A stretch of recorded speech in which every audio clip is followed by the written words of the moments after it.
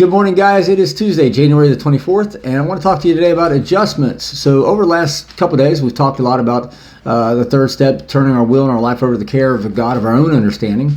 We've talked about goals and goal setting and how, when we turn our will and our life over to the care of a God of our own understanding, basically what we're doing is we're freeing ourselves up. We're saying, God, you got to handle this. You take the wheel. We're getting the hell out of the driver's seat. It doesn't mean we just get to sit back in the back seat and do nothing, right? We have to do something.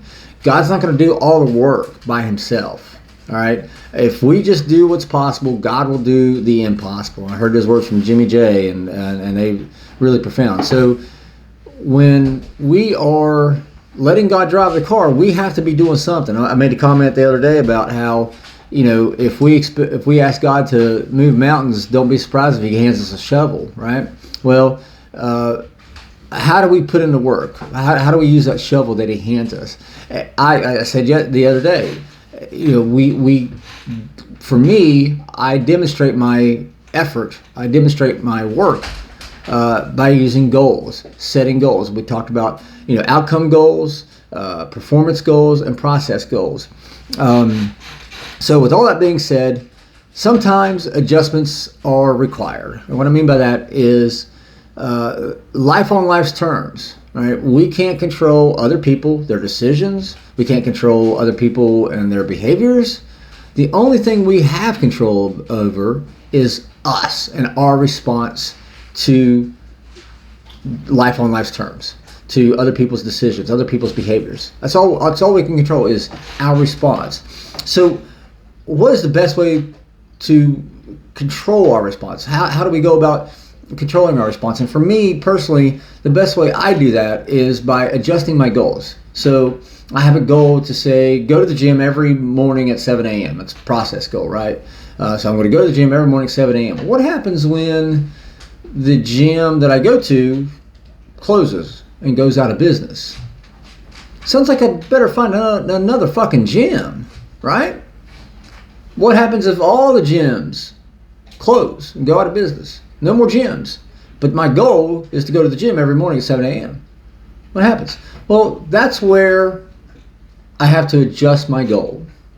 I have to adjust my goal. Level set my expectations, if you will. So if all the gyms close and I can't go to the gym, then I need to adjust my goal. Well, instead of going to the gym every morning at 7 a.m., I need to go outside and run every day at 7 a.m. Okay, that's a fair adjustment. So how do we determine which goals to adjust and when to adjust them? And for me, the very first question I ask myself, if I experience a setback, if the gym is closed, but the gym I normally go to is closed, I ask myself, is this a setback? Or is this goal really attainable? Well, if just the one gym closes, there's other gyms around. So for me, that'd just be a setback. But if all the gyms close, well then no, my goal is no longer attainable and I need to adjust it. Right? So that's what I want you to keep in mind. If when life on life's terms happens and you kind of have a goal in mind that you want to accomplish, you're working to accomplish, and you experience a setback, first thing you got to ask yourself, is this goal even attainable? Is it still even attainable? It might have been attainable back here, but now it's not because all the gyms are fucking closed, right? Is that goal still attainable? And if it is still attainable, then it's just a setback. How do you overcome setbacks? Well, you take that, you say, okay, well, maybe I need to break that goal down into smaller subsections. Great example. December 8th of 2021, I wanted to become a certified personal trainer. I got my material, started studying, took my test on June the 6th, and I failed it. And come to find out, only 7% of all people who take that test pass it the first time. So 6 months after I made that decision, I failed my test. I was part of the 93% that do not pass it on the first time. Is that a setback? Is that goal still attainable?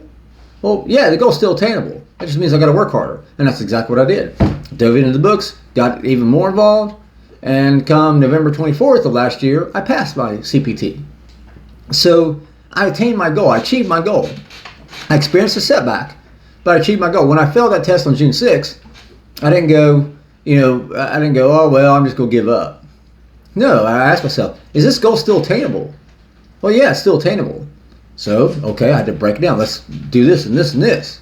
And I took the test a second time on Thanksgiving of all days, and I passed it. So I challenge you, when you run into a setback, when you run into a situation, when you run into life on life's terms, you can only control your response. And you can control your response by asking yourself, is this a setback? And if it is a setback, what can I do? How can I break it down even further? But you also have to be cognizant. Sometimes shit happens that we have no control. And that's where you have to ask yourself, is it time to adjust my goal? So I hope this helps. Anyway, guys, I can't wait to see you tonight. Tonight at 7 o'clock. Love you guys. And remember, you can't get drunk if you don't take the first drink.